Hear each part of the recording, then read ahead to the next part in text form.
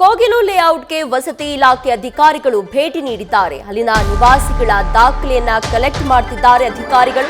12 ತಂಡವಾಗಿ ಅಧಿಕಾರಿಗಳು ಆಗಮಿಸಿದ್ದು ಪರಿಶೀಲನೆ ಮಾಡ್ತಿದ್ದಾರೆ. ಅಲ್ಲಿನ ನಿವಾಸಿಗಳ ಆಧಾರ್ ಕಾರ್ಡ್, ಅವರ ಪ್ರೂಫ್ ನೋಡ್ತಿದ್ದಾರೆ ಅಧಿಕಾರಿಗಳು. ಈಗಾಗಲೇ 200ಕ್ಕೂ ಹೆಚ್ಚು ಕುಟುಂಬಗಳು ಅಲ್ಲಿ ಮನೆಯನ್ನ ಕಳ್ಕೊಂಡು ಇದೀಗ ಏನೋ ಬೀದಿಯಲ್ಲಿ ವಾಸ ಮಾಡ್ತಿದ್ದಾರೆ. ಅವರ ಬಳಿಯಲ್ಲಿ ವಸತಿ ಇಲಾಖೆಯ ಅಧಿಕಾರಿಗಳು ಆಧಾರ್ ಕಾರ್ಡ್ ಆಗಿರ್ಬೋದು, ಅವರ ಐಡಿ ಕಾರ್ಡ್ ಆಗಿರ್ಬೋದು, ಎಲ್ಲದರ ಪ್ರೂಫ್ ಅನ್ನ ನೋಡ್ತಾ ಇದ್ದಾರೆ, ಪರಿಶೀಲನೆ ಮಾಡ್ತಾ ಇದ್ದಾರೆ ಅಧಿಕಾರಿಗಳು.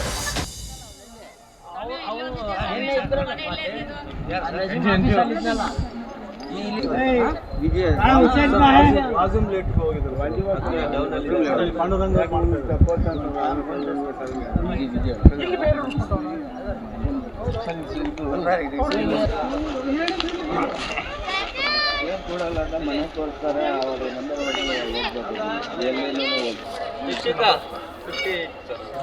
ಇದೆ NGO ಮಾಡಿರೋದು.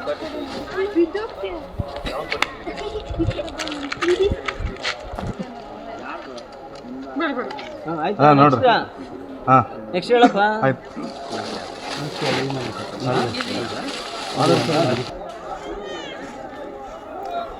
ಈ ಬಗ್ಗೆ ಹೆಚ್ಚಿನ ಡೀಟೇಲ್ಸ್ ಅನ್ನ ನಮ್ಮ ಪ್ರತಿನಿಧಿ ಭರತ್ ನೀಡ್ತಾ ಹೋಗ್ತಾರೆ. ಭರತ್, ಈಗಾಗಲೇ ಅಲ್ಲಿ 200ಕ್ಕೂ ಹೆಚ್ಚು ಕುಟುಂಬಗಳು ತಮ್ಮ ಮನೆಯನ್ನ ಕಳ್ಕೊಂಡಿದ್ದಾರೆ. ಈಗಾಗಲೇ ಅಲ್ಲೇ ಟೆಂಟ್ ಅನ್ನ ಹಾಕಿ ಜೀವನವನ್ನ ಸಾಗಿಸ್ತಾ ಇದ್ದಾರೆ.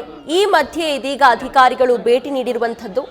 ಅವ್ರು ಹೇಳ್ತಾ ಇರುವಂತದ್ದೇನು, ಅವರಿಗೇನಾದ್ರೂ ಬೇರೆ ವ್ಯವಸ್ಥೆಯನ್ನ ಕಲ್ಪಿಸಿಕೊಡುವಂತಹ ಸಾಧ್ಯತೆ ಬಗ್ಗೆ ಮಾತನಾಡ್ತಾ ಇದ್ದಾರೆ ಅಧಿಕಾರಿಗಳು. ಪ್ರೀತಿ, ಅಂದ್ರೆ ಡಿಸೆಂಬರ್ 20ನೇ ತಾರೀಕು ಕೋಗಿಲೆ ಲೇಔಟ್ ನಲ್ಲಿರುವಂತಹ ವಸೀಂ ಲೇಔಟ್ ಜೊತೆಗೆ ಫಕೀರ್ ಲೇಔಟ್ 2 ಪ್ರದೇಶಗಳಿದಾವೆ. ಅಲ್ಲಿ ಸುಮಾರು 200ಕ್ಕೂ ಅಧಿಕ ಮನೆಗಳನ್ನ ಡೆಮಾಲಿಷ್ ಮಾಡಿದ್ರು. ಆದ್ರೂ ಕೂಡ ಅಲ್ಲಿನ ಜನರು ಅಲ್ಲಿಂದ ಹೋಗ್ಲಿಲ್ಲ. ನಾವು ಸಾಕಷ್ಟು ವರ್ಷಗಳಿಂದ ನಾವು ಈ ಜಾಗದಲ್ಲಿ ಇದೀವಿ, ನಮಗೆ ಪುನರ್ವಸತಿ ಕಲ್ಪಿಸಿಕೊಡ್ಬೇಕು, ನಮಗೆ ಪರ್ಯಾಯ ಜಾಗವನ್ನಾದ್ರೂ ಕೊಡ್ಬೇಕು, ಅಥವಾ ಇದೇ ಜಾಗದಲ್ಲಿ ನಮಗೆ ಮನೆಗಳನ್ನ ಮತ್ತೆ ನಿರ್ಮಾಣ ಮಾಡ್ಕೊಡ್ಬೇಕು ಅಂತ ಹೇಳಿ ಒಂದು ಆಗ್ರಹವನ್ನ ವ್ಯಕ್ತಪಡಿಸಿ ಜನಗಳು ಅದೇ ಜಾಗದಲ್ಲಿ ತಾತ್ಕಾಲಿಕವಾಗಿ ಟಾರ್ಪಾಲ್ಗಳನ್ನ, ಶೆಡ್ ಗಳನ್ನ ನಿರ್ಮಾಣ ಮಾಡಿಕೊಂಡು ವಾಸ ಮಾಡ್ತಾ ಇದ್ದಾರೆ. ಸೊ ಇದಕ್ಕೆ ಸಂಬಂಧಪಟ್ಟಂತೆ ಈಗ ಕೇರಳ ರಾಜ್ಯದ ಸಿಎಂ ಆಗಿರ್ಬೋದು, ಸಂಸದರಾಗಿರ್ಬೋದು ಅಥವಾ ಶಾಸಕರಾಗಿರ್ಬೋದು ಸ್ಥಳಕ್ಕೆ ಬಂದು ಭೇಟಿ ಕೊಟ್ಟು ಹೋದ್ಮೇಲೆ ರಾಜ್ಯ ಸರ್ಕಾರ ಇದನ್ನ ಗಂಭೀರವಾಗಿ ತಗೊಂಡಿದೆ. ಸೊ ಹಾಗಾಗಿ ಈಗ ಒಂದು ರಾಜಕೀಯ ಒತ್ತಡ ಜೊತೆಗೆ ಅಲ್ಲಿರುವಂತಹ ಜನರ ಒಂದು ಒತ್ತಡ ಕೂಡ ಈಗ ಜಾಸ್ತಿ ಇಕ್ಕಟ್ಟಿಗೆ ಸಿಲುಕಿಕೊಂಡಿರುವಂತಹ ಸರ್ಕಾರ ಈಗ ಅಲ್ಲಿನ ಜನರಿಗೆ ಒಂದು ಪುನರ್ವಸತಿ ಕಲ್ಪಿಸುವಂತ ನಿಟ್ಟಿನಲ್ಲಿ ಎಲ್ಲೋ ಒಂದ್ ಕಡೆ ಮುಂದಾಗ್ತಾ ಇದೆ ಅನ್ನೋ ಒಂದು ಮಾಹಿತಿ ಈಗ ನಮಗೆ ಸಿಗ್ತಾ ಇದೆ. ಈ ಹಿನ್ನೆಲೆಯಲ್ಲಿ ಇವತ್ತು ವಸತಿ ಇಲಾಖೆಯ ಅಧಿಕಾರಿಗಳು 12 ತಂಡಗಳಾಗಿ ಇವತ್ತು ಸ್ಥಳಕ್ಕೆ ಆಗಮಿಸಿ ಜನಗಳ ಬಗ್ಗೆ ಮಾಹಿತಿಯನ್ನ ತಗೊಳ್ತಾ ಇದ್ದಾರೆ. ಅಂತ ಹೇಳಿದ್ರೆ ಎಷ್ಟು ನಿವಾಸಗಳು ಈ ಜಾಗದಲ್ಲಿ ಕರೆಕ್ಟ್ ಆಗಿದೆ, ಯಾವ ನಿವಾಸದಲ್ಲಿ ಎಷ್ಟು ಜನ ವಾಸ ಮಾಡ್ತಾ ಇದ್ದಾರೆ, ಜೊತೆಗೆ ಅವರಲ್ಲಿ ಇರುವಂತಹ ದಾಖಲೆಗಳು ಏನಿದೆ, ಅಂದ್ರೆ ವೋಟರ್ ID ಕಾರ್ಡ್ ಇರ್ಬೋದು, ಆಧಾರ್ ಕಾರ್ಡ್ ಇರ್ಬೋದು, ಅಥವಾ ಕರೆಂಟ್ ಬಿಲ್ ಆಗಿರ್ಬೋದು, ಜೊತೆಗೆ ಕೆಲವರ ಬಳಿ ತಾತ್ಕಾಲಿಕ ಹಕ್ಕುಪತ್ರಗಳು ಕೂಡ ಇದಾವೆ. ಹಾಗಾಗಿ ಯಾರ ಮನೆಯಲ್ಲಿ ಈ ಎಲ್ಲಾ ದಾಖಲೆಗಳಿದೆ ಆ ದಾಖಲೆಗಳನ್ನ ಪಡೆದು ಅವರಿಗೆ ಒಂದು ಟೆಂಪರವರಿ ಒಂದು ನಂಬರ್ ಅನ್ನ ಇಶ್ಯೂ ಮಾಡ್ತಾ ಇದ್ದಾರೆ. ಅಂದ್ರೆ ಮನೆಗಳನ್ನ ಅವರು ಕೌಂಟ್ ಮಾಡ್ತಾ ಇದ್ದಾರೆ. ಅಂದ್ರೆ ಇದನ್ನೆಲ್ಲವನ್ನು ಗಮನಿಸಿದ್ರೆ ಎಲ್ಲೋ ಒಂದು ಕಡೆ ಸರ್ಕಾರ ಇವಾಗ ಅಲ್ಲಿ ಮನೆಗಳನ್ನ ಏನು ಡೆಮಾಲಿಷ್ ಮಾಡಿದರೆ ಅವರಿಗೆ ಒಂದು ಪುನರ್ವಸತಿ ಅಥವಾ ಪರ್ಯಾಯ ಮನೆಗಳನ್ನ ಕಲ್ಪಿಸುವ ನಿಟ್ಟಿನಲ್ಲಿ ಈಗ ಒಂದು ಮುಂದಾಗಿದ್ದಾರೆ ಅಂತಾನೆ ಹೇಳ್ಬೋದು. ಇದಕ್ಕೆ ಸಂಬಂಧಪಟ್ಟಂತೆ ಇವತ್ತು ಮುಖ್ಯಮಂತ್ರಿ ಸಿದ್ದರಾಮಯ್ಯ ಅವರ ಜೊತೆ ಸಂಜೆ 5 ಗಂಟೆಗೆ ಒಂದು ಸಭೆ ಕೂಡ ಇದೆ. DCM ಹಾಗೂ ಶಾಸಕ ಸಚಿವರಾಗಿರುವಂತಹ ಜಮೀರ್ ಅಹಮದ್ ಅವರ ಜೊತೆಗೆ ಅಧಿಕಾರಿಗಳೆಲ್ಲರೂ ಕೂಡ ಈ ಸಭೆಯಲ್ಲಿ ಭಾಗವಹಿಸ್ತಾರೆ. ಈಗೇನು ಕೋಗಿಲೆ ಲೇಔಟ್ ನಲ್ಲಿ ಮನೆಗಳನ್ನ ಡೆಮಾಲಿಷ್ ಮಾಡಲಾಗಿದೆ, ಇದಕ್ಕೆ ಸಂಬಂಧಪಟ್ಟಂತೆ ಅಲ್ಲಿನ ಜನರಿಗೆ ಯಾವ ರೀತಿಯಾಗಿ ಅವರಿಗೆ ಪುನರ್ವಸತಿ ಕಲ್ಪಿಸಬೇಕು, ಮನೆಗಳನ್ನ ಮತ್ತೆ ವಾಪಸ್ ಅವರಿಗೆ ಕಟ್ಟಿಕೊಡೋದಾದ್ರೆ ಯಾವ ಜಾಗದಲ್ಲಿ ಕೊಡಬೇಕಾಗುತ್ತೆ, ಜೊತೆಗೆ ಇದನ್ನ ಮನೆಗಳನ್ನ ಕಟ್ಟಿ ಕೊಡೋದಾದ್ರೆ ಇದರಿಂದ ಆಗುವಂತಹ ಸವಾಲುಗಳೇನಂತ. ಯಾಕಂತಂದ್ರೆ ಈಗಾಗಲೇ GBA ವ್ಯಾಪ್ತಿಯಲ್ಲಿ ಸಾಕಷ್ಟು ಕಡೆ ಅಕ್ರಮವಾಗಿ ಒತ್ತುವರಿ ಆಗಿದಂತಹ ಪ್ರದೇಶಗಳನ್ನ GBAದವರು ಡೆಮಾಲಿಷ್ ಮಾಡಿದ್ದಾರೆ. ಒಂದು ವೇಳೆ ಈಗ ನಾವು ಕೋಗಿಲೆ ಲೇಔಟ್ ನಲ್ಲಿ ಮನೆಗಳನ್ನ ಮತ್ತೆ ಪುನರ್ವಸತಿ ಅಥವಾ ಪರ್ಯಾಯವಾಗಿ ಅವನಿಗೆ ಮನೆಗಳನ್ನ ಕಟ್ಟಿಕೊಟ್ಟಿದ್ದಲ್ಲದೆ ಉಳಿದ ಕಡೆ ಡೆಮಾಲಿಷ್ ಮಾಡಿರುವಂತವ್ರು ಪ್ರಶ್ನೆ ಮಾಡಬಹುದಾ, ಈ ರೀತಿಯಾಗಿ ಒಂದಿಷ್ಟು ಪ್ರಶ್ನೆಗಳು ಕೂಡ ಹುಟ್ತಾ ಇದೆ. ಆದ್ರೂ ಕೂಡ ಈಗ ರಾಜಕೀಯವಾಗಿ ಒಂದಿಷ್ಟು ಸಂಕಷ್ಟಕ್ಕೆ, ರಾಜಕೀಯವಾಗಿ ಒಂದಿಷ್ಟು ಒತ್ತಡಕ್ಕೆ ಸಿಲುಕಿರುವಂತಹ ಸರ್ಕಾರ ಎಲ್ಲ ಒಂದ್ ಕಡೆ ಕೋಗಿಲೆ ಲೇಔಟ್ ನ ಜನರಿಗೆ, ಅಂದ್ರೆ ಏನು ಕಳೆದ 8-9 ದಿನಗಳಿಂದ ಮನೆಗಳನ್ನ ಕಳೆದುಕೊಂಡು ಅದೇ ಜಾಗದಲ್ಲಿ ವಾಸ ಮಾಡ್ತಾ ಇದ್ರೆ ಅವರಿಗೆ ಈಗ ತಾತ್ಕಾಲಿಕವಾಗಿ ಅವರಿಗೆ ಮನೆಗಳನ್ನ ಕಟ್ಕೊಡೋದಕ್ಕೆ ಅಥವಾ ಅವರಿಗೆ ಪರ್ಮನೆಂಟ್ ಆಗಿ ಅವರಿಗೆ ಬೇರೆ ಕಡೆ ಒಂದು ಜಾಗವನ್ನು ಕೊಡೋದಕ್ಕೆ ಸರ್ಕಾರ ಮುಂದಾಗ್ತಾ ಇದೆ. ಇದರ ಒಂದು ಮುಂದುವರಿದ ಭಾಗವಾಗಿ ಇವತ್ತು ವಸತಿ ಇಲಾಖೆಯ ಅಧಿಕಾರಿಗಳು ಸ್ಥಳಕ್ಕೆ ಬಂದು ಎಲ್ಲಾ ದಾಖಲೆಗಳನ್ನ ಪರಿಶೀಲನೆ ಮಾಡ್ತಾ ಇದ್ದಾರೆ. ಎಷ್ಟು ಕುಟುಂಬಗಳು ವಾಸವಿದಾವೆ, ಎಷ್ಟು ಜನರು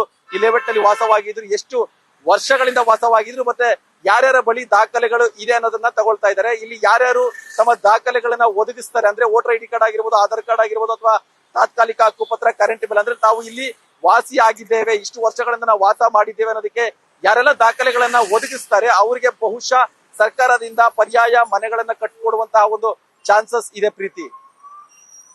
ಭರತ್, ಈಗಾಗಲೇ ಈ ಒಂದು ಡೆಮಾಲಿಷನ್ ಬಗ್ಗೆ ಸಾಕಷ್ಟು ಟೀಕೆಗಳು ಕೇಳಿಬಂದಿದೆ. ಈ ಬೆನ್ನಲ್ಲೇ ರಾಜೀವ್ ಗಾಂಧಿ ವಸತಿ ಯೋಜನೆಯ ಅಡಿಯಲ್ಲಿ ನಿರ್ಮಾಣವಾದಂತಹ ಮನೆಗಳನ್ನ ಇಲ್ಲಿನ ಕುಟುಂಬಗಳಿಗೆ ನೀಡುವ ಸಾಧ್ಯತೆ ಇದೆ ಎನ್ನುವಂತಹ ಚರ್ಚೆ ಶುರುವಾಗಿದೆ. ಈ ಬಗ್ಗೆ ಏನಾದರೂ ಮಾಹಿತಿ ಇದೆಯಾ?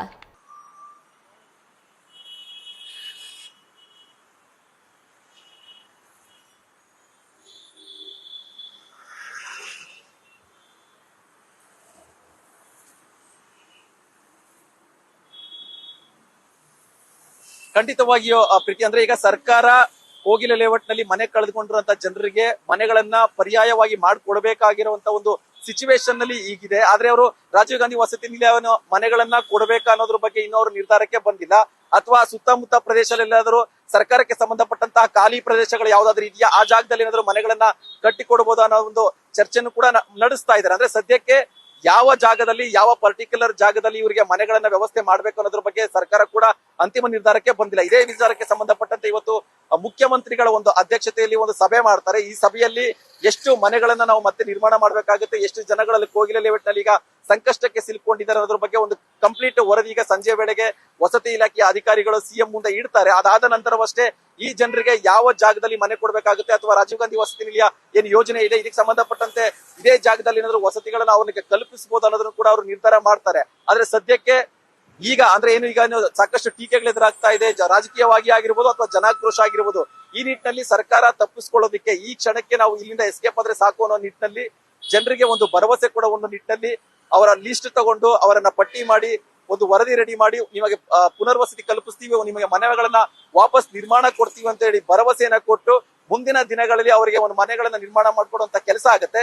ಇದೆಲ್ಲದಕ್ಕೂ ಕೂಡ ಈಗ ಸಂಜೆ 3 ಗಂಟೆಗೆ DCM DK ಶಿವಕುಮಾರ್ ಅವರು ಕೋಗಿಲೆ ಲೇಔಟ್ಗೆ ವಿಸಿಟ್ ಮಾಡ್ತಾರೆ. ವಿಸಿಟ್ ಮಾಡಿದ ನಂತರ ಅವರು ಕೂಡ ಒಂದು ಸ್ಪಾಟ್ ವೆರಿಫಿಕೇಶನ್ ಮಾಡ್ತಾರೆ. ಜಾಗದಲ್ಲಿ ಎಷ್ಟು ಮನೆಗಳಿದಾವೆ, ವಾಸ್ತವ ಏನಿದೆ, ಜನಗಳು ಹೇಗೆ ಬದುಕ್ತಾ ಇದ್ರು ಇಷ್ಟು ದಿನ, ಇಲ್ಲಿ ಯಾರೆಲ್ಲ ಬಳಿ ದಾಖಲೆಗಳಿದೆ ಅದನ್ನ DCM ಅವರು ಕೂಡ ಮಾಹಿತಿ ಪಡಿತಾರೆ. DCM ಅವರು ಮಾಹಿತಿ ಪಡೆದಾದ ನಂತರ ಸಂಜೆ 5 ಗಂಟೆಗೆ CM ಅವ್ರ ಜೊತೆ ಮೀಟಿಂಗ್ ಇರುತ್ತೆ. ಈ ಮೀಟಿಂಗ್ ನಲ್ಲಷ್ಟೇ ಕಂಪ್ಲೀಟ್ ಆದ ಒಂದು ನಿರ್ಧಾರ ಹೊರಬರೋ ಚಾನ್ಸಸ್ ಇದೆ. ಮನೆಗಳನ್ನ ವಾಪಸ್ ಕೊಡ್ಬೇಕಾ, ಕೊಡೋದಾದ್ರೆ ಯಾವ ಜಾಗದಲ್ಲಿ ಕೊಡಬೇಕು, ಯಾವ ಯೋಜನೆಯಡಿ ಕೊಡಬೇಕು, ಕೊಡೋದ್ರಿಂದ ಸಾಧ್ಯತೆ ಬಾಧ್ಯತೆಗಳು ಏನಾಗುತ್ತೆ, ಸರ್ಕಾರಕ್ಕೆ ಎಷ್ಟು ಇದು ಪಾಸಿಟಿವ್ ಆಗುತ್ತೆ ಅಥವಾ ಎಷ್ಟು ನೆಗೆಟಿವ್ ಆಗುತ್ತೆ, ಎಲ್ಲವನ್ನೂ ಕೂಡ ಇವತ್ತು ಸಂಜೆ CM ಸಮ್ಮುಖದಲ್ಲಿ ಒಂದು ಚರ್ಚೆ ಮಾಡಿದ ನಂತರವಷ್ಟೇ ಕೋಗಿಲೆ ಲೇಔಟ್ ಜನರಿಗೆ ಅಥವಾ ಈ ಡೆಮಾಲಿಷನ್ ಮಾಡಿರುವಂತಹ ಒಂದು ಜನರಿಗೆ ಒಂದು ಪುನರ್ವಸತಿ ಅಥವಾ ಮನೆಗಳನ್ನ ಮತ್ತೆ ನಿರ್ಮಾಣ ಮಾಡಿಕೊಡುವಂತ ಒಂದು ವಿಚಾರದಲ್ಲಿ ಕ್ಲಾರಿಟಿ ಸಿಗುತ್ತೆ ಪ್ರೀತಿ.